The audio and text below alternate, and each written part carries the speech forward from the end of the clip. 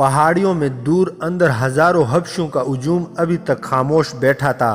شعلہ کبھی کب بجھ چکا تھا، مذہبی گیت کی آوازیں سنائی دے رہی تھی، حبشیوں پر طلسم طاری تھا۔ ان کی جذباتی کیفیت کچھ اور ہوئی جا رہی تھی۔ وہ اپنے آپ کو ان حبشیوں سے برتر سمجھنے لگے تھے جو سوڈان میں رہ گئے تھے۔ گیت گانے والے خاموش ہو گئے۔ اچانک سامنے پہاڑی پر چمک نظر آئی تھی، جیسے بجلی چمکی ہو۔ چمک پھر پیدا ہوئی جو مستقل روشنی بن گئی۔ یہ روشنی ابو سمبل کے چہرے پر پڑ رہی تھی۔ کچھ پتہ نہیں چلتا تھا کہ روشنی کہاں سے آ رہی ہے۔ یوں لگتا تھا جیسے ابو سمبل کا چہرہ اپنی روشنی سے روشن ہو گیا ہو۔ روشنی بجھ گئی۔ ذرا سی دیر بعد روشنی پھر نظر آئی۔ سب نے دیکھا کہ ابو سمبل کے پہاڑ جیسے بت کی گود میں ایک آدمی اترا اور آگے چل پڑا۔ بت کے پیچھے سے 4 آدمی نمودار ہوئے۔ سب ایک ایک سفید چادر میں ملبوس تھے، جنہوں نے کندھوں سے پاؤں تک جسم کو ڈھانپ رکھے تھے۔ جو آدمی بت کی گود سے آیا تھا وہ کوئی بادشاہ معلوم ہوتا تھا۔ اس کے سر پر تاج تھا اور تاج پر ایک مصنوعی سانپ کے فن کا سایہ تھا۔ اس کا چوغا لال رنگ کا تھا۔ روشنی جو معلوم نہیں کہاں سے آ رہی تھی، اس آدمی پر پڑ رہی تھی۔ اس کے چوغے پر ستارے تھے جو روشنی میں چمکتے اور ٹمٹماتے تھے۔ اس کے ہاتھ میں برچی اور دوسرے میں ننگی تلوار تھی۔ تلوار بھی چمکتی تھی۔ سفید چادروں والے آدمی اس کے پیچھے آئے۔ وہ ڈھلان سے اتر رہے تھے اور روشنی ان کے ساتھ ساتھ آ رہی تھی۔ اگلا آدمی جو بادشاہ لگتا تھا رک گیا۔ پیچھے والے 4 آدمیوں نے اکٹھے بڑی ہی بلند آواز سے کہا، خدا زمین پر اتر آیا ہے، سجدہ کرو، اٹھو اور غور سے دیکھو۔ سارا ہجوم سجدے میں گر پڑا۔ سب نے سر اٹھائے اور خدا کو دیکھا۔ اس وقت خدا نے تلوار اوپر اٹھا لی تھی۔ وہ ڈھلان سے اترنے لگا۔ سناٹا ایسا طاری ہو گیا جیسے وہاں ایک بھی انسان نہ ہو۔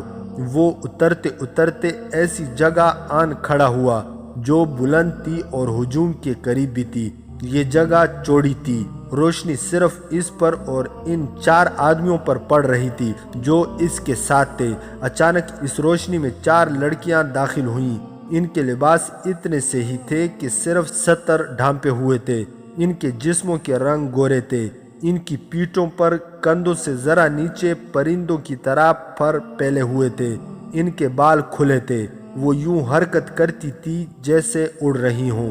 وہ رقص کی اداؤں سے اس بادشاہ یعنی حبشیوں کے خدا کے ارد گرد گھوم کر وہیں غائب ہو گئیں، شاید چٹان کے پیچھے اتر گئی تھی۔ اس وقت 4 آدمی کمانڈر اور زہرہ کو وہاں ایک غار میں لے گئے اور ایک کمرے میں داخل کر دیا۔ ایک آدمی باہر چلا گیا۔ وہ واپس آیا تو اس کے ساتھ ایک اور آدمی تھا۔ اس سے بتایا گیا کہ یہ چوکی کا کمانڈر ہے اور یہ رکاسا ہے، اور انہیں دریا کے کنارے سے اس وقت پکڑا گیا جب کشتیاں سامان اور مزید حبشیوں کو اتار رہی تھی۔ تم انہیں بڑے ہی اچھے وقت پر لائے ہو، اس نے کہا۔ یہ بدبخت حبشی انسانی قربانی مانگ رہے تھے۔ ہم نے الکن کے کہنے پر خدا کی آواز میں اعلان کر دیا تھا کہ ایک مرد اور ایک عورت کی قربانی دی جائے گی۔ ہمیں کہیں سے ایک مرد اور ایک عورت کو اغوا کر کے ان کے حوالے کرنا تھا۔ تم نے ہمارا مسئلہ حل کر دیا ہے۔ معلوم ہوتا ہے کہ ہم کامیاب ہوں گے۔ ہر کام پوری کامیابی سے ہو رہا ہے۔ قربانی کے لیے اپنے آپ ہی 2 انسان آ گئے ہیں۔ حبشیوں نے خدا دیکھ لیا ہے؟ ایک نے پوچھا۔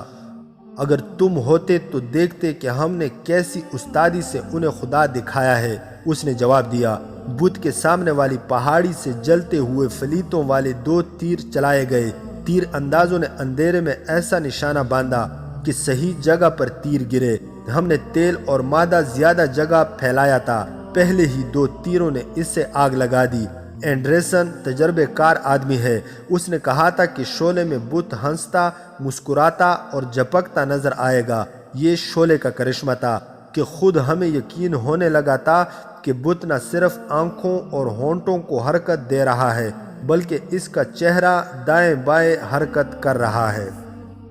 اور حبشیوں کا رد عمل کیا تھا؟ سجدے میں گر پڑے تھے۔ اس نے جواب دیا۔ ہمارے آدموں کی آوازیں بڑی گونجدار تھی۔ پہاڑیوں میں ان کی گونج کچھ دیر تک سنائی دیتی رہی۔ میں اندھیرے میں دیکھ نہیں سکا۔ مجھے یقین ہے کہ حبشی خوف سے کانپ رہے ہوں گے۔ الکند کا ناٹک تو بہت ہی کامیاب رہا۔ شعلہ بجھا تو ہم نے اسے پوشاک پہنا کر بت کی گود میں بٹھا دیا اور 4 آدمی پہلے ہی وہاں چھپے بیٹھے تھے۔ بت پر سامنے کی پہاڑی سے روشنی پھینکنے کا سلسلہ بھی کامیاب رہا۔ ساتھ والی پہاڑی پر جو آگ جلائی گئی تھی وہ نیچے کسی کو نظر نہیں آئی تھی۔ اس کے قریب بڑا آئینہ رکھ کر بت پر عکس پھینکا تو یوں لگتا تھا جیسے یہ بت کے چہرے کا نور ہے۔ اس میں سے الکند خدا بن کر اترا تو ہماری لڑکیوں نے سب کو یقین دلا دیا کہ یہ خدا ہے، وہ پریاں ہیں۔ ہم کسی قدم پر ناکام نہیں ہوئے۔ اب الکند کو اندر بٹھا کر تمام حبشیوں کو ان کے سامنے سے گزارا جائے گا اور انہیں کہا جائے گا کہ یہ ہے تمہارا خدا جو جنگ میں تمہارے ساتھ ہوگا۔ ان دونوں یعنی کمانڈروں اور زہرہ کو آج ہی قربان کر دیں گے۔ اس کا فیصلہ حبشی کریں گے۔ وہ شاید انہیں 3-4 روز پالے پوسیں گے اور اپنی کچھ رسمیں ادا کریں گے۔ انہیں کسی کی آواز سنائی دی۔ مجھے معلوم نہیں تھا کہ لڑنے والے سالار کو یہ سوانگ بھی بھرنا پڑے گا۔ 3-4 آدمیوں کی ہنسی سنائی دی۔ کسی اور نے کہا اس کے بغیر ان حبشیوں کو لڑانا آسان نہیں تھا۔ بہرحال آپ کو اس سوانگ کی بہت زیادہ قیمت مل رہی ہے، یعنی پورا مصر۔ یہ الکند اور اس کے ساتھیوں کی آوازیں تھی۔ وہ قریب آئے تو ان دونوں نے بتایا کہ ایک مرد اور ایک عورت اتفاق سے ہاتھ آ گئی ہیں، انہیں حبشیوں کے حوالے کیا جا سکتا ہے۔ الکند نے یہ پوچھا کہ یہ دونوں کون ہیں؟ وہ سر سے تاج اتار کر اس کمرے میں چلا گیا جہاں کمانڈر اور زہرہ کو رکھا گیا تھا۔ الکند کمانڈر کو نہ پہچان سکا۔ کمانڈر نے اسے پہچان لیا۔ کمانڈر کے کانوں میں وہ باتیں بھی پڑ گئی جو باہر ایک آدمی دوسرے کو سنا رہا تھا۔ اس نے اس کے منہ سے کئی بار الکند کا نام سنا اور اسے یہ بھی معلوم ہو گیا کہ اسے اور زہرہ کو قربان کیا جائے گا۔ الکند اس کے سامنے آیا تو اس سے اس پر حیرت نہ ہوئی کہ اس کا سالار یہاں کیسے آ گیا ہے۔ الکند یہ کہہ کر باہر نکل گیا کہ ان دونوں کو حبشیوں کے مذہبی پیشواؤں کے حوالے کر دو۔ 3-4 روز بعد قاہرہ میں العادل نے علی بن سفیان کو بلایا اور کہا 3-4 دنوں سے سالار الکند نہیں مل رہا۔ میں اسے جب بھی بلاتا ہوں جواب آتا ہے کہ وہ نہیں ہے۔ اس کے گھر سے بھی یہی جواب ملا ہے۔ وہ کہاں جا سکتا ہے؟ اگر سرحدی دستوں کے معائنے کے لیے سرحد کے دورے پر جاتا تو آپ سے اجازت لے کر جاتا۔ علی بن سفیان نے جواب دیا فوری طور پر میرے ذہن میں یہی آتا ہے کہ اسے تخریب کاروں نے اغوا یا قتل کر دیا ہوگا۔ یہ بھی ہو سکتا ہے کہ وہ تخریب کاروں سے ہی جا ملا ہو۔ کبھی ایسا شک ہوا نہیں تھا۔ علی بن سفیان نے کہا میں اس کے گھر سے پتہ کراتا ہوں۔ وہ خود اس کے گھر چلا گیا۔ الکند کے 12 باڈی گارڈ موجود تھے۔ ان کے کمانڈر سے پوچھا کہ سالار الکند کہاں ہے؟ اس نے لا علمی کا اظہار کیا۔ کسی بھی باڈی گارڈ کو معلوم نہیں تھا۔ ملازمہ کو باہر بلا کر کہا گیا کہ الکند کی بیویوں سے پوچھے کہ الکند کہاں گیا ہے۔ ملازمہ اسے اندر لے گئی، الگ کمرے میں بٹھایا۔ وہ بوڑھی عورت تھی۔ اس نے علی بن سفیان سے کہا اس گھر سے آپ کو پتہ نہیں چلے گا کہ سالار الکند کہاں چلے گئے ہیں۔ میں ایک عرصے سے یہاں جو کچھ دیکھ رہی ہوں وہ بتا دیتی ہوں، لیکن میری جان کی حفاظت آپ کے ذمہ ہوگی۔ اگر میں مر گئی تو کوئی فرق نہیں پڑے گا۔ خاوند مدت ہوئی مر گیا تھا، ایک ہی بیٹا تھا، وہ سوڈان کی لڑائی میں شہید ہو گیا ہے۔ میں نے یہاں نوکری کر لی ہے۔ یہ لوگ مجھے غریب اور سیدھی سادی عورت سمجھتے رہے۔ انہیں معلوم نہیں تھا کہ شہید کی ماں اس ملک اور اس مذہب کے خلاف کوئی بات برداشت نہیں کر سکتی جس کی خاطر اس نے اپنا بیٹا شہید کرایا ہو۔ اس گھر میں مشکوک سے لوگ آتے رہتے ہیں۔ میں نے ایک رات آدمی کو اندر آتے دیکھا۔ وہ عربی لباس میں تھا اور اس کی داڑھی تھی۔ مجھے اندر بلا کر کہا گیا کہ میں شراب لانے کا انتظام کروں۔ شراب ایک نئی بیگم پلایا کرتی ہے جو مصری یا عربی معلوم نہیں ہوتی۔ میں نے دیکھا کہ داڑھی والا مہمان داڑھی اتار رہا تھا۔ اس کی داڑھی اور مونچھیں مصنوعی تھی۔ اس سے پہلے بھی یہاں ایسے لوگ آتے رہے ہیں جن پر مجھے شک ہے کہ یہ نیک نیت لوگ نہیں۔ میرے کانوں میں اس قسم کے الفاظ بھی پڑے ہیں آدھا مصر سوڈان کا، مصر کی عمارت ایک ہی رات میں کام ہو جائے گا۔ سالار رات کو نکلے تھے، ان کے ساتھ 2 اجنبی صورت آدمی تھے۔ میں نے یہ بھی دیکھا تھا کہ سالار نے محافظوں کے کماندار سے کچھ باتیں کی تھی۔ بوڑھی ملازمہ نے کچھ اور باتیں بتا کر علی بن سفیان پر یہ ثابت کر دیا کہ سالار الکند نہ اغوا کیا گیا ہے نہ قتل، اور نہ ہی وہ کسی سرکاری ڈیوٹی پر گیا ہے۔ مصر میں تخریب کاری اور غداری اتنی زیادہ ہوئی تھی اور ہو رہی تھی کہ کسی شریف انسان پر بھی شک نہ کرنا بہت بڑی لغزش تھی۔ الکند نے کبھی شک پیدا نہیں ہونے دیا تھا، لیکن علی بن سفیان بال کی کال اتارنے والا سراغ رسا تھا۔ اس کے لیے مشکل یہ تھی کہ کسی سالار کے رتبے کے آدمی کے گھر کی تلاشی کسی شہادت یا ثبوت کے بغیر نہیں لی جا سکتی تھی۔ اس کے لیے مصر کے قائم مقام سپریم کمانڈر العادل کی اجازت کی ضرورت تھی۔ اس نے پہلے العادل کی اجازت لی، اس کے بعد اپنے محافظ کو بھیج کر اپنے شعبے کے 3-4 سراغ رساں بلا لیے اور الکند کے مکان کی تلاشی لینے لگے، اور انہیں ہدایت دی کہ کوئی مرد یا عورت مکان سے باہر آئے تو چوری چھپے اس کا تعاقب کرے۔ باہر آ کر اس نے باڈی گارڈ کے کمانڈر کو حکم دیا کہ اپنے تمام محافظوں کو ساتھ لے چلو۔ گارڈ کو نہاتا کر کے علی بن سفیان اپنے ساتھ لے گیا اور العادل کو تفصیلی رپورٹ دی۔ العادل نے اسے الکند کے گھر پر چھاپا مارنے کی اجازت دے دی۔ وقت ضائع کیے بغیر سپاہیوں کی ایک ٹولی لائی گئی۔ ادھر الکند کے گھر میں کوئی اور ہی صورت پیدا ہو گئی تھی۔ علی بن سفیان جب وہاں سے نکلا تو الکند کی ایک بیوی جو جوان تھی ملازمہ کو اپنے کمرے میں لے گئی اور اس سے پوچھا کہ علی بن سفیان نے اس سے کیا پوچھا اور اس نے کیا بتایا۔ بڑھیا نے جواب دیا کہ وہ سالار کے متعلق پوچھ رہا تھا اور میں نے بتایا تھا کہ میں غریب سی ملازمہ ہوں، مجھے کچھ خبر نہیں کہ وہ کہاں ہے۔ تمہیں بہت کچھ معلوم ہے، بیگم نے اس سے کہا، اور تم نے بہت کچھ بتایا ہے۔ بڑھیا اپنی بات پر قائم رہی۔ بیگم نے ایک ملازم کو بلایا اور اس سے ساری بات بتا کر کہا، اس نامراد بڑھیا کی زبان کھولو، کہتی ہے میں نے کچھ نہیں بتایا۔ ملازم نے بڑھیا کے بال مٹھی میں لے کر مروڑے اور ایسا جھٹکا دیا کہ وہ چکرا کر گر پڑی۔ ملازم نے اس کی شہرک پر پاؤں رکھ کر دبایا۔ بڑھیا کی آنکھیں باہر نکل آئی۔ ملازم نے دانت پیس کر کہا، بتا اسے کیا بتایا ہے۔ اس نے پاؤں اٹھا لیا۔ بڑھیا میں اٹھنے کی ہمت کم ہی رہ گئی تھی، وہ خاموش رہی۔ ملازم نے اس کی پسلیوں میں لات ماری۔ بڑھیا تڑپنے لگی۔ اس کے بعد ملازم نے اسے طرح طرح کی اذیتیں دے دے کر ادموا کر دیا۔ تب اس نے کہا، جان سے مار ڈالو، اپنے شہید بیٹی کی روح کے ساتھ غداری نہیں کروں گی۔ تم غدار ہو، تم ایمان فروش کی بدکار بیوی ہو۔ بڑھیا فرش پر پڑی تھی، اس پر نیم غشی کی کیفیت طاری تھی۔ ملازم نے ہلکی سی گٹڑی کی طرح اٹھا کر کندھے پر ڈال دیا۔ کمرے سے نکل کر وہ برآمدے میں جا رہا تھا کہ آواز آئی، رک جاؤ۔ اس نے گھوم کر دیکھا، سپاہی دوڑے آ رہے تھے۔ علی بن سفیان کے حکم پر وہ سب بکھر کر کمروں اور برآمدوں وغیرہ میں پھیل گئے۔ ملازم بھاگ نہ سکا۔ اس کے کندھے پر بڑھیا کو اتارا گیا۔ بڑھیا کے منہ سے خون نکل رہا تھا۔ اس نے آنکھیں کھولی، علی بن سفیان کو دیکھا تو اس کے چہرے پر مسکراہٹ آ گئی۔ اس نے کہا، اس سے پہلے مجھے معلوم نہیں تھا کہ اس گھر میں کیا ہو رہا ہے۔ تم آئے تو میرا شک پختہ ہو گیا کہ یہ تو گڑبڑ ہے۔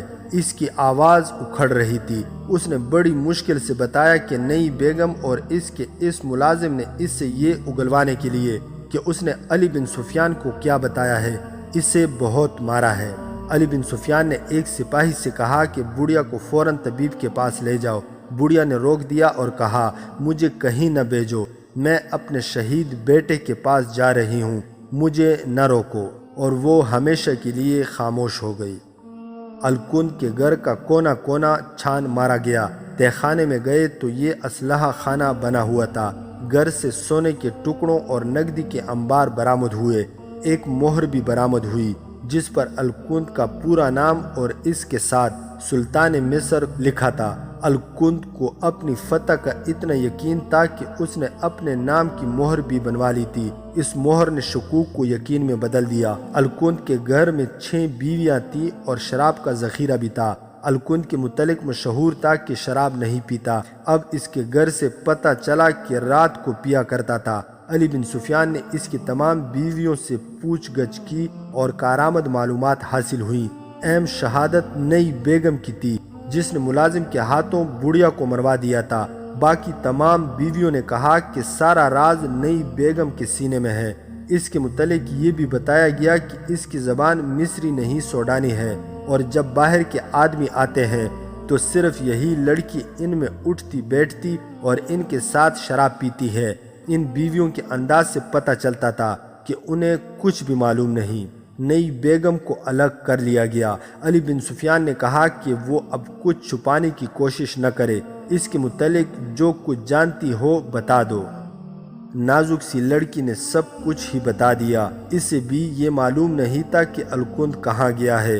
اس نے بتایا کہ سوڈان سے حبشیوں کی فوج لائی جا رہی ہے، جو کسی رات قاہرہ پر حملہ کر کے سارے مصر پر قابض ہو جائے گی۔ یہ لڑکی چونکہ شراب پلانے کا فرض ادا کرتی تھی، اس لیے الکند کے گھر میں آئے ہوئے صلیبی اور سوڈانی مہمان اسے اپنا سمجھ کر اس کے سامنے بھی باتیں کرتے رہتے تھے۔ لڑکی سوڈان کے کسی بڑے آدمی کی بیٹی تھی، اسے الکند کے لیے تحفے کے طور پر بھیجا گیا تھا۔ الکند نے اس کے ساتھ شادی کر لی تھی۔ لڑکی بہت ہوشیار اور تیز تھی، وہ سوڈان کے مقصد کو اچھی طرح سمجھتی تھی۔ اس کے بتانے کے مطابق یہ سونا اور نقدی جو اس کے گھر سے برآمد ہوئی تھی، سوڈان سے آئی تھی۔ یہ جنگ کے اخراجات کے لیے اور مصری کی فوج سے غدار خریدنے کے لیے تھی۔ اس لڑکی کو اس مقام کا علم نہیں تھا جہاں حبشیوں کی بہت سی فوج آ چکی تھی۔ اس نے بتایا کہ فوج کہیں دریا کے کنارے ہے اور اس کا حملہ شبخون کی قسم کا ہوگا۔ جس قدر معلومات حاصل کی جا سکتی تھی کر لی گئیں۔ علی بن سفیان نے العادل کو تفصیلی رپورٹ دی اور تجویز پیش کی کہ وہ 2-4 سپاہی دیکھ بھال کے لیے ہر طرف پھیلا دیں، جو یہ دیکھیں کہ سوڈانی فوج کا اجتماع کہاں ہے، اور یہ بھی معلوم کرے کہ حبشیوں کی فوج اگر واقعی اندر آ گئی ہے تو کدھر سے آئی ہے۔ اس نے یہ تجویز بھی پیش کی کہ سلطان صلاح الدین ایوبی کو اطلاع نہ دی جائے، کیونکہ وہ سوائے پریشان ہونے کے کوئی مدد نہیں کر سکے گا۔ العادل سلطان صلاح الدین ایوبی کو اطلاع دینا ضروری سمجھتا تھا، اس سے خدشہ تھا کہ حالات زیادہ بگڑ سکتے ہیں۔ اس صورت میں سلطان صلاح الدین ایوبی کی ضرورت پیدا ہو سکتی ہے، لہٰذا مکمل رپورٹ لکھ کر ایک سینئر کمانڈر کو 4 محافظوں کے ساتھ دی گئی، اور اس سے یہ حکم دیا گیا کہ ہر چوکی پر گھوڑے تبدیل کرے اور کہیں رکے نہیں۔ میدان جنگ میں سلطان صلاح الدین ایوبی کا ہیڈ کوارٹر ایک ہی جگہ نہیں رہتا تھا، وہ دن کو کہیں اور رات کو کہیں اور ہوتا اور خود گھومتا پھرتا رہتا تھا، لیکن اس نے ایسا انتظام کر رکھا تھا کہ اس تک پہنچتے وقت نہیں لگتا تھا۔ جگہ جگہ رہنما موجود تھے جنہیں خبر پہنچا دی جاتی تھی کہ سلطان صلاح الدین ایوبی کہاں ہے۔ یہ ایک راز ہوتا تھا۔ اس کے لیے رہنما ذہین قسم کے افراد ہوتے تھے۔ جس دن 3 دنوں کی مسافت کے بعد پیغام لے جانے والا کمانڈر 4 محافظوں کے ساتھ دمشق پہنچا، اس وقت سلطان صلاح الدین ایوبی ارستان کے سلسلہ کو میں تھا۔ سردی کا عروج تھا۔ کمانڈر اور اس کے محافظوں کی یہ حالت تھی کہ بھوک، نیند اور مسلسل سواری سے ان کے چہرے لاشوں کی طرح سوکھ گئے تھے، زبانیں باہر نکلی ہوئیں اور سر ڈول رہے تھے، پھر بھی وہ فوراً روانہ ہونے کے لیے تیار ہو رہے تھے۔ انہیں زبردستی کھلایا پلایا گیا اور وہ ارستان کے لیے روانہ ہو گئے۔ تریپولی کا صلیبی حکمران ریمانڈ الملک الصالح کی مدد کے لیے آیا اور بغیر لڑے واپس چلا گیا تھا، کیونکہ سلطان صلاح الدین ایوبی نے آگے گھات لگائی اور عقب سے اس کی رسد روک لی تھی۔ عقب میں بھی سلطان صلاح الدین ایوبی کی فوج دے کر ریمانڈ اپنی فوج کو کسی اور طرف سے نکال کر لے گیا تھا۔ سلطان صلاح الدین ایوبی نے اس کا تعاقب مناسب نہ سمجھا، کیونکہ اس سے وقت اور طاقت ضائع ہوتی تھی۔ اس نے زیادہ نفری کے چھاپہ مار دستے ریمانڈ کی رسد کو پکڑ لانے یا دوسری صورت میں تباہ کر دینے کے لیے بھیج دیے۔ موسم سرما کی بارشیں بھی شروع ہو گئی تھی۔ صلیبیوں کی رسد کا قافلہ بہت ہی بڑا تھا۔ رات کے وقت رسد کے محافظ گھوڑا گاڑیوں کے نیچے اور خیموں میں پڑے تھے، انہیں رسد واپس لانی تھی۔ اگلی صبح انہیں معلوم نہیں تھا کہ اس وقت پہاڑیوں اور چٹانوں کی اوٹ سے چند آنکھیں انہیں دیکھتی رہی تھی۔ انہیں غالباً توقع تھی کہ اتنی سردی میں اور بارش کے دوران ان پر کوئی حملہ نہیں کرنے آئے گا۔ رات کو اچانک ان کے کیمپ کے ایک طرف شور اٹھا، شعلے بھی اٹھے، خیمے جل رہے تھے۔ یہ سلطان صلاح الدین ایوبی کے چھاپہ ماروں کا شب خون تھا۔ انہوں نے پہلے چھوٹی چھوٹی منجنیکوں سے آتشگیر مادی کی ہانڈیاں پھینکی، پھر جلتے ہوئے فلیتوں والے تیر چلائے۔ شعلوں کی روشنی میں انہوں نے حملہ کر دیا۔ برچھیوں اور تلواروں سے بہت سے صلیبیوں کو ختم کر کے چھاپہ مار پہاڑیوں میں غائب ہو گئے۔ کچھ دیر تک قریبی چٹانوں سے رسد کے کیمپ پر تیر برستے رہے۔ اس کے بعد چھاپہ ماروں کی دوسری پارٹی نے حملہ کیا۔ صبح تک 1.5-2 میل علاقے میں پھیلے ہوئے کیمپ میں رسد رہ گئی تھی، یا لاشیں، یا ایسے زخمی جو چلنے کے قابل نہیں تھے۔ بہت سے گھوڑوں کو صلیبی بھگا لے گئے تھے، بہت سے پیچھے بھی رہ گئے تھے۔ چھاپہ ماروں کے شب خونوں کے درمیانی وقفے میں صلیبی کچھ گھوڑا گاڑیاں نکال لے جانے میں کامیاب ہو گئے تھے۔ جو رسد اور گھوڑے رہ گئے تھے وہ سلطان صلاح الدین ایوبی کی فوج نے قبضے میں لے لیے۔ حلب کا محاصرہ اٹھا لیا گیا تھا۔ سلطان صلاح الدین ایوبی اس اہم شہر کو ایک بار پھر محاصرے میں لینے کی اسکیمیں بنا رہا تھا۔ دن کے وقت جب چھاپہ ماروں کا کمانڈر سلطان صلاح الدین ایوبی کے شب خونوں کی رپورٹ دے رہا تھا، دربان خیمے میں داخل ہوا۔ اس نے سلطان صلاح الدین ایوبی کو اطلاع دی کہ قاہرہ سے ایک کماندار ایک پیغام لایا ہے۔ پیغام قاصد لایا لے جایا کرتے تھے۔ کماندار کا نام سن کر سلطان صلاح الدین ایوبی دوڑ کر باہر آیا اور اس کے منہ سے نکلا، خیریت، تم کیوں آئے ہو؟ پیغام اہم ہے، کمانڈر نے کہا، خدائے ذوالجلال سے خیریت کی امید رکھنی چاہیے۔ سلطان صلاح الدین ایوبی نے پیغام لیا اور کمانڈر کو اندر لے گیا۔ اس نے پیغام پڑھا اور گہری سوچ میں کھو گیا۔ ابھی یہ معلوم نہیں ہو سکا کہ سوڈانیوں کی فوج مصر میں داخل ہو کر کہاں خیمہ زن ہوئی ہے۔ سلطان صلاح الدین ایوبی نے پوچھا۔ دیکھ بھال کے دستے بھیج دیے گئے ہیں، کماندار نے جواب دیا۔ مجھے توقع تھی کہ میری غیر حاضری میں کوئی نہ کوئی گڑبڑ ضرور ہوگی، سلطان صلاح الدین ایوبی نے کہا۔ میرے بھائی العادل سے کہنا کہ گھبرائے نہیں، قاہرہ کی دفاع کو مضبوط کرے، لیکن صرف دفاعی لڑائی نہ لڑے۔ زیادہ تر دستے اپنے پاس رکھے اور ان میں سے جوابی حملے کے لیے تجربہ کار دستے الگ کر لے، لیکن انہیں شہر میں ہی رہنے دے۔ فوج کوئی نقل و حرکت نہ کرے تاکہ دشمن کو یہ امید رہے کہ وہ تمہیں بے خبری میں لے لے گا۔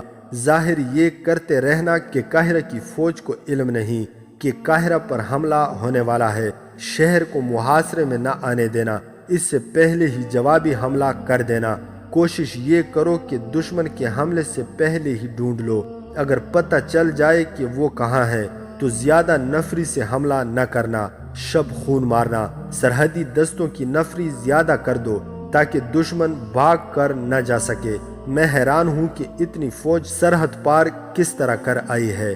کسی نہ کسی سرحدی چوکی کی مدد یا کوتاہی کے بغیر یہ ممکن نہیں ہو سکتا۔ اللہ تمہیں کامیابی عطا فرمائے۔ دشمن رسد اور کمک کے بغیر نہیں لڑ سکے گا۔ سرحد کو مضبوطی سے بند کر دینا، لڑائی کو طول دینا تاکہ دشمن بھوک سے مرے۔ میں تمہیں عملاً بتا چکا ہوں کہ دشمن کو بکھیر کر کس طرح لڑایا جا سکتا ہے۔ زیادہ نفری کے خلاف زیادہ نفری سے آمنے سامنے آ کر لڑنا قطعاً ضروری نہیں۔ مجھے توقع نہیں تھی کہ الکند بھی غدار نکلے گا، پھر بھی میں حیران نہیں۔ ایمان کی نیلامی میں کوئی دیر نہیں لگتی۔ بادشاہی کا صرف تصور ہی انسان کو ایمان سے دستبردار ہونے پر مجبور کر دیتا ہے۔ اقتدار کا نشہ قرآن کو بند کر کے الگ رکھ دیتا ہے۔ مجھے افسوس الکند پر نہیں، میں اسلام کے مستقبل کے متعلق پریشان ہوں۔ ہمارے بھائی صلیبیوں کے ہاتھوں فروخت ہوتے جا رہے ہیں۔ ادھر میرے بھائی میرے خلاف لڑ رہے ہیں۔ میرا پیر و مرشد نور الدین زنگی اس دنیا سے اٹھ گیا ہے۔ کل پرسوں ہم بھی اٹھ جائیں گے۔ اس کے بعد کیا ہوگا؟ یہی سوال مجھے پریشان رکھتا ہے۔ کوشش کرنا کہ جب تک زندہ رہوں اسلام کا پرچم سرنگوں نہ ہونے پائے۔ اللہ تمہارے ساتھ ہے۔ اس نے پیغام لانے والے کمانڈر کو بہت سی ہدایات دے کر رخصت کر دیا۔ مصری فوج کے چند ایک دستوں کو 2-2 4-4 کی ٹولیوں میں تقسیم کر کے بھیج دیا گیا کہ وہ گھوم پھر کر دشمن کے اجتماع کو ڈھونڈے۔ اس دوران اس سرحدی چوکی سے جس کا کمانڈر زہرہ کے ساتھ لاپتہ ہو گیا تھا، ایک سپاہی نے قاہرہ آ کر رپورٹ دی کہ چوکی کا کمانڈر چند دنوں سے لاپتہ ہے۔ سپاہی نے یہ نہ بتایا کہ ان کی چوکی پر ناچ گانا ہوا تھا اور ایک رقاصہ کمانڈر کے خیمے میں گئی تھی۔ اس اطلاع سے شک ہوا کہ وہ دشمن کے ساتھ مل گیا ہے اور اس کی مدد سے دشمن اندر آ گیا ہے۔ علی بن سفیان نے رائے دی کہ چونکہ وہ چوکی دریائی راستے کی نگرانی کے لیے ہے، اس لیے دشمن دریا کے راستے آیا ہوگا۔ فیصلہ ہوا کہ کسی ذہین کمانڈر کو اس چوکی پر محافظ کے ایک دستے کے ساتھ بھیجا جائے۔ چوکی کا کمانڈر اور زہرہ حبشیوں کے قبضے میں تھے، لیکن قید ہوتے ہوئے بھی وہ قیدی نہیں تھے۔ انہیں جو لباس پہنایا گیا تھا وہ پرندوں کے رنگ برنگ پروں کا بنا ہوا تھا۔ جس کمرے میں انہیں رکھا گیا تھا اسے پروں اور پھولوں سے سجایا گیا تھا۔ انہیں خاص قسم کی غذا کھلائی جا رہی تھی۔ حبشیوں کے مذہبی پیشوا ان کے آگے سجدہ کرتے اور کچھ بڑبڑا کر چلے جاتے۔ کسی اور کو ان کے قریب آنے کی اجازت نہیں تھی۔ ایک بار انہیں درختوں کی مضبوط ٹہنیوں اور پتوں کی بنی ہوئی بالیوں پر اٹھا کر دریا میں نہلانے کے لیے لے جایا گیا تھا۔ دونوں کو معلوم تھا کہ انہیں ذبح کیا جائے گا۔ رات کو وہ تنہا ہوتے تھے، لیکن باہر 8-10 حبشی موجود رہتے تھے۔ کمانڈر نے کئی بار اٹھ کر دیکھا کہ فرار کی کوئی صورت بن سکتی ہے یا نہیں۔ فرار ممکن نظر نہیں آتا تھا۔ ایک رات حبشیوں کے 2 مذہبی پیشوا آئے۔ کمانڈر اور زہرہ سوئے ہوئے تھے۔ انہیں جگایا گیا۔ وہ سمجھے کہ ان کی موت آ پہنچی ہے۔ مذہبی پیشواؤں نے ان کے آگے سجدہ کیا اور دونوں کو باہر لے گئے۔ باہر پالکیاں رکھی تھی، ایک پر کمانڈر اور دوسرے پر زہرہ کو بٹھایا گیا۔ 2 حبشیوں نے ایک ایک پالکی اٹھا لی۔ مذہبی پیشوا آگے آگے چل پڑے۔ وہ خاموش تھے۔ پہاڑیوں سے نکل کر وہ لوگ دریا کی طرف چل پڑے۔ کمانڈر نے دیکھا کہ چاند افق سے نکل رہا تھا۔ اس سے اس نے اندازہ کیا کہ رات آدھی گزر گئی ہے۔ اس وقت سے پہلے چاند نہیں ہوتا تھا۔ دریا کے کنارے لے جا کر پالکیاں اتاری گئیں۔ مذہبی پیشوا آگے بڑھ کر کمانڈر اور زہرہ کا لباس اتارنے لگے۔ چاند کی روشنی میں کمانڈر نے دیکھا کہ برچیوں والے دونوں محافظ اور پالکیاں اٹھانے والے دونوں حبشی ان کی طرف پیٹ کر کے پہلو بہ پہلو کھڑے ہو گئے تھے۔ ان کے لیے شاید یہ حکم تھا۔ کمانڈر نے چیتے کی طرح جست لگائی اور ایک حبشی پر جھپٹ پڑا اور ایک برچی اٹھا کر حبشی کے پہلو میں اتار دی۔ حبشی کی برچی گر پڑی۔ کمانڈر نے چلا کر کہا، زہرہ بھاگ کر آؤ۔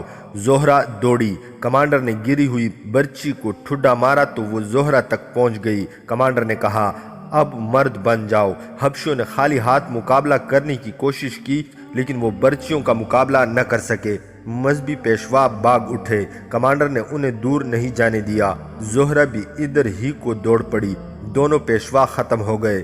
باقی بھی مرنے سے پہلے زور زور سے کراہ اور چلا رہے تھے۔ کمانڈر کی برچی نے سب کو خاموش کر دیا اور وہ چوکی کی طرف دوڑ پڑے۔ بہت آگے گئے تو انہیں وہ گشتی سنتری گھوڑوں پر سوار آتے نظر آئے۔ کمانڈر نے انہیں پکار کر کہا کہ جلدی آگے آؤ۔ سنتریوں نے اپنے کمانڈر کو پہچان لیا۔ کمانڈر نے انہیں کہا، گھوڑے ہمیں دے دو، ہم قاہرہ جا رہے ہیں۔ تم دونوں واپس چوکی میں چلے جاؤ۔ اگر کوئی ہماری تلاش میں آئے تو کہنا کہ تم نے ہمیں نہیں دیکھا۔ سپاہی پیدل واپس چلے گئے۔ کمانڈر نے زہرہ کو گھوڑے پر سوار کیا اور خود دوسرے گھوڑے پر سوار ہو کر زہرہ سے کہا، اگر تم نے کبھی گھڑ سواری نہیں کی تو گھبرانا نہیں، گھوڑا تمہیں گرائے گا نہیں، ڈرنا مت۔ اس نے گھوڑے کو ایڑ لگا دی۔ گھوڑے سرپٹ دوڑنے لگے اور اس کے ساتھ ہی زہرہ نے ڈر کے مارے چیخنا شروع کر دیا۔ کمانڈر نے گھوڑا روک لیا اور زہرہ کو اپنے گھوڑے پر اپنے پیچھے بٹھا لیا اور دوسرے گھوڑے کی باگیں اپنے گھوڑے کے پیچھے باندھ کر زہرہ سے کہا کہ وہ اس کی کمر کے گرد بازو ڈال لے۔ گھوڑا پھر دوڑ پڑا۔ کمانڈر خطے سے دور ہٹ کر اور چکر کاٹ کر جا رہا تھا۔ اس سے سمت اور راستے کا علم تھا۔ وہ ابھی 2 میل بھی نہیں گیا ہوگا کہ ایک طرف سے اس سے آواز سنائی دی، कमांडर रुका नहीं। बैक वक्त 4 घोड़े इसके ताक़ुब में दौड़ पड़े। कमांडर ने अपने घोड़े की रफ्तार और तेज करने की कोशिश की, लेकिन इसका घोड़ा थक गया था। उसने कोशिश की कि दूसरे घोड़े को अपने पहलू में करके इस पर सवार हो जाए। वो घोड़ा बगैर वजन के भाग रहा था, इसलिए ज्यादा थका हुआ नहीं था, मगर जोहरा के साथ भागते घोड़े से दूसरे घोड़े पर सवार होना मुमकिन नहीं था। चांद ऊपर आ गया था, जिसे दूर तक नजर आ सकता था। चारों घोड़े बहुत करीब आ गए थे। 2 तीर आए जो कमांडर के करीब से गुजर गए। इनके साथ आवाज आई, अगर ना रुके तो अब तीर खोपड़ी में उतर जाएंगे। कमांडर को मालूम था कि वो रुका तो भी मौत है। ये लोग हबशियों के हवाले करके आज ही रात ज़िबा कर देंगे। भागते रहने में बच निकलने की सूरत पैदा हो सकती है। उसने घोड़ा दाएं बाएं घुमाकर दौड़ाना शुरू कर दिया ताकि तीर निशाने पर न आए। ये इसकी गलती थी।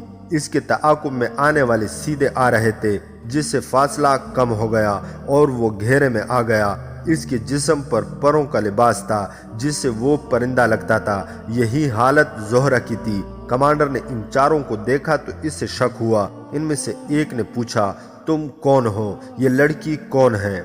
दूसरे ने कहा, पूछते क्या हो, सोडानी है, देखो तो उन्होंने पहन क्या रखा है। कमांडर हंस पड़ा और बोला, मेरे दोस्तों, मैं तुम्हारी फौज का एक कमांडर हूँ। उसने जोहरा का तारुफ कराया और सारी वारदात सुना दी। ये 4 सवार देखभाल के दस्ते के थे। वो यहीं देखते फिर रहे थे कि सोडान की फौज कहाँ है और कहीं है भी या नहीं। वो कमांडर और जोहरा को साथ लेकर काहिरा की सिमत चल पड़े। बड़ी ही लंबी मुसाफत तय करके वो अगली रात काहिरा पहुंचे। उन्हें सबसे पहले अली बिन सुफियान के पास ले जाया गया और रात को ही अल आदिल को जगाकर बताया गया कि 4000 से ज्यादा हबशी फौज फलां जगह छुपी हुई है और इसकी क़ियादत सालार अल-कुंद कर रहा है। अल आदिल ने इसी वक्त अपनी फौज को कूच का हुक्म दे दिया। सुल्तान सलाहुद्दीन अयूबी के तरीक़ा जंग के मुताबिक उसने हरावल में सवार दस्ते रखे, जिनकी नफरी खासी थोड़ी थी। 2 हिस्से पहलुओं में पीछे रखे, दरमियान में अपना क्वार्टर और अपने पीछे ज्यादा से ज्यादा दस्ते रिजर्व में रखे। इसे मालूम था कि वो खिता पहाड़ी है। उसने फौज को किले का मुहासरा करने की तरबियत में रखा और कमांडरों को वो जगह समझाकर मुहासरे ही की हिदायत दी। पहाड़ों पर चढ़ने के लिए उसने छापामार दस्ते अलग कर लिए, जिन्हें उसने अपनी कमान में रखा। उधर सुबह के वक्त किसी ने देखा कि मजहबी पेशवाओं और 4 हबशियों की लाशें दरिया के किनारे पड़ी हैं। अलकुंद और इसके सलीबी मुशीरों को इत्ला दी गई। किसी हबशी को पता न चलने दिया गया। अलकुंद को यह भी बताया गया कि जिस मर्द और औरत को कुर्बानी के लिए रखा गया था वो लापता है।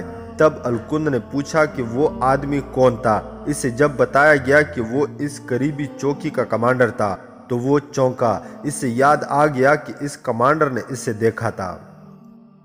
वो सीधा काहिरा गया होगा। अलकुंद ने कहा, इससे चौकी में जाकर देखना और पकड़ना बेकार है।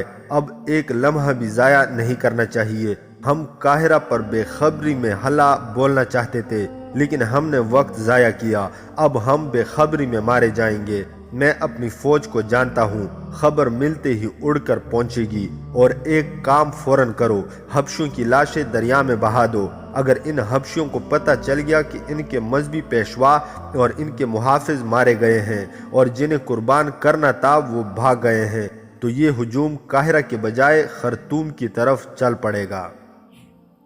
फौरन ही ऐलान कर दिया गया कि दरिया के किनारे कुर्बानी दे दी गई। खुदा ने हुक्म दिया है कि मेरे दुश्मनों पर फौरन हमला कर दो। इनके जो कमांडर मुकर्रर किए गए थे उन्होंने हबशियों को तादाद के मुताबिक अलग अलग कर दिया।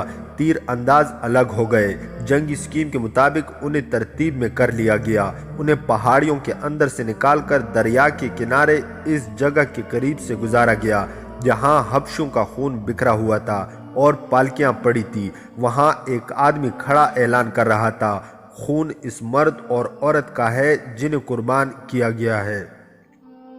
ये फौज दरिया के किनारे काहिरा की सिमत रवाना हुई। हबशी जंगी तराना गाते जा रहे थे।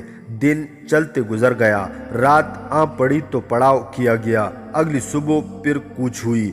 پہاڑی خطہ بہت پیچھے رہ گیا۔ یہ دن بھی گزر گیا اور ایک اور رات آئی۔ حبشیوں کو پڑاؤ کرنے کا کہا گیا۔ وہ کھا پی کر صحرا میں بکھر گئے اور بے سدھ ہو گئے۔ آدھی رات کے وقت ان کے پچھلے حصے پر العادل کے ایک چھاپا مار گروہ نے شبخون مارا۔ گھوڑے سرپٹ دوڑتے آئے اور غائب ہو گئے۔ حبشیوں میں ہڑبنگ مچ گئی۔ بہت دیر بعد ایسا ہی ایک اور حلہ آیا جو بہت سے حبشیوں کو رونتا کچلتا نکل گیا۔ الکند سب سے آگے تھا۔ اسے اطلاع ملی۔ اس نے اگلے روز کی پیش قدمی روک دی۔ یہ شبخون بتاتے ہیں کہ ہم مصری فوج کی نظر میں آ گئے ہیں۔ اس نے صلیبی اور سوڈانی کمانڈروں سے کہا، یہ سلطان صلاح الدین ایوبی کا خصوصی طریقہ جنگ ہے۔ ہم اب آگے نہیں بڑھ سکتے۔ تم 1000 جتن کرو۔ مصری فوج سے تم کھلے صحرا میں نہیں لڑ سکتے اور اب تم بھاگ بھی نہیں سکتے۔ اب پیچھے چلو اور پہاڑیوں میں لڑو۔ ہمارا تمام تر منصوبہ ناکام ہو چکا ہے۔ قاہرہ والے نہ صرف بیدار ہو گئے ہیں بلکہ انہوں نے فوج بھیج دی ہے۔ کیا ہم صحرا میں مصری فوج کو ڈھونڈ کر اس سے لڑ نہیں سکتے؟ ایک صلیبی نے کہا، اگر تم لوگ سلطان صلاح الدین ایوبی کی فوج کو سامنے لا کر لڑا سکتے تو آج مصر تمہارا ہوتا۔ الکند نے کہا، میں اسی فوج کا سالار ہوں۔ تم مجھ سے بہتر نہیں سمجھتے کہ اس فوج سے کیسے لڑنا ہے۔ سحر کے وقت حبشیوں کی فوج واپس چل پڑی۔ ہر طرف حبشیوں کی لاشیں بکھری ہوئی تھی۔ الکند ٹھیک کہتا تھا کہ اس کی فوج مصری فوج کی نظر میں آ گئی ہے۔ مصری فوج کا دیکھ بھال کا انتظام الکند کی ایک ایک حرکت دیکھ رہا تھا۔ وہ حبشیوں کی فوج کو پیچھے لے چلا تو العادل فوراً سمجھ گیا کہ الکند پہاڑیوں میں لڑنا چاہتا ہے۔ اس نے اسی وقت سوار تیر انداز دستے دور کے راستے سے پہاڑی خطے کی طرف روانہ کر دیے۔ پیادہ دستے بھی بھیجے گئے اور اس نے زیادہ تر دستے اپنے پاس روکے رکھے۔ ان دستوں کے ساتھ وہ حبشی فوج سے بہت فاصلہ رکھ کر پیچھے پیچھے چل پڑا۔ راستے میں رات آئی۔ حبشیوں کا پڑاؤ ہوا۔ رات کو العادل کے چھاپا مار دستے حرکت میں آئے۔ حبشیوں کے ایک جیش کو بیدار رکھا گیا تھا۔ یہ تیر انداز تھے۔ انہوں نے بہت تیر چلائے جن سے کچھ سوار چھاپا مار شہید ہوئے، لیکن وہ جو نقصان کر گئے وہ بہت زیادہ تھا۔ سب سے بڑا نقصان یہ تھا کہ حبشیوں کا لڑنے کا جذبہ مجروح ہو گیا تھا۔ وہ کچھ اور سوچ کر آئے تھے۔ وہ آمنے سامنے لڑنے کے عادی تھے، مگر یہاں دشمن انہیں نظر ہی نہیں آتا تھا۔ وہ تباہی بپا کر جاتا تھا۔ اس کے علاوہ وہ آگے بڑھتے بڑھتے پیچھے ہٹ رہے تھے۔ اگلے دن حبشیوں نے اپنے ساتھیوں کی لاشیں دیکھیں اور پیچھے کو چل پڑے۔ سورج غروب ہونے میں ابھی بہت دیر باقی تھی جب وہ پہاڑی خطے میں داخل ہوئے، لیکن اب انہیں پہلے کی طرح ایک جگہ جمع نہیں کرنا تھا بلکہ پہاڑیوں کے اوپر نیچے اور وادیوں میں لڑنے کی ترتیب میں رکھنا تھا۔ ان کی آدھی نفری پہاڑیوں میں پہنچ چکی تھی جب ان پر بلندیوں سے تیر برسنے لگے۔ العادل کے برق رفتار دستے پہلے ہی وہاں پہنچ کر مورچہ بند ہو گئے تھے۔ حبشیوں کے کمانڈروں نے چیخ چلا کر انہیں اوٹ میں کیا اور تیر اندازی کا حکم دیا۔ باقی نصف فوج ابھی باہر تھی۔ اسے پیچھے ہٹایا گیا۔ الکند نے اس نفری کو پہاڑیوں پر چڑھا کر آگے جانے اور اوپر سے تیر چلانے کی چال چلی، مگر حبشی ابھی پہاڑیوں پر چڑھنے ہی والے تھے کہ ادھر سے العادل کی فوج جو ان کے عقب میں جا رہی تھی پہنچ گئی۔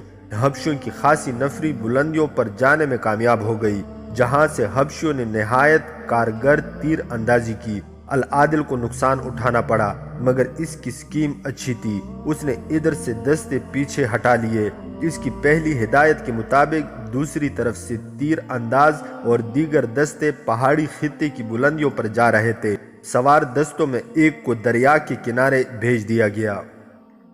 اسوان کے اس سلسلہ قوم خونریز معرکہ لڑا گیا۔ وادیوں پر تیر برس رہے تھے۔ پھر سوار دستوں کو وادیوں میں حلہ بولنے کا حکم ملا۔ رات کو حبشی تو دبک گئے، لیکن العادل نے منجنیقوں کے دستوں کو حکم دیا کہ وہ جگہ جگہ آتش گیر مادے کی ہانڈیاں پھینک کر آگ کے گولے پھینکے۔ تھوڑی دیر بعد پہاڑیوں کی ڈھلانوں پر آگ کے شعلے اٹھے اور ہر طرف روشنی ہو گئی۔ اس روشنی میں رات کو بھی معرکہ جاری رہا۔ صبح کے وقت حبشی خاموش ہو چکے تھے۔ ان میں سے کچھ زمیندوز محلات میں چلے گئے تھے۔ انہیں بڑی مشکل سے باہر نکالا گیا۔ दिन के वक्त अलकुंद की लाश मिल गई। वो किसी के तीर से या तलवार से नहीं, अपनी तलवार से मरा था। इसकी अपनी तलवार इसके दिल के मकाम पर उतरी हुई थी। साफ पता चलता था कि उसने खुदकुशी की है। चंद एक सलीबी और सोडानी कमांडर जिंदा पकड़े गए और हबशी जंगी कैदियों की तादाद 1000 से ज्यादा थी। अल आदिल ने वहीं से कासिद को सुल्तान सलाहुद्दीन अयूबी के नाम कामयाबी का पैगाम देकर रवाना किया और इसे हुक्म दिया कि बहुत जल्दी सुल्तान सलाहुद्दीन अयूबी तक पहुंचो, वो बहुत परेशान होंगे। दास्तान ईमान फरोशों की अगली किस्त आप लोग हमारी नेक्स्ट वीडियो में मुलाहिजा कर सकते हैं। मज़ीद हकीकी और तारीखी वाक़यात के लिए इस चैनल को सब्सक्राइब करना न भूलिएगा।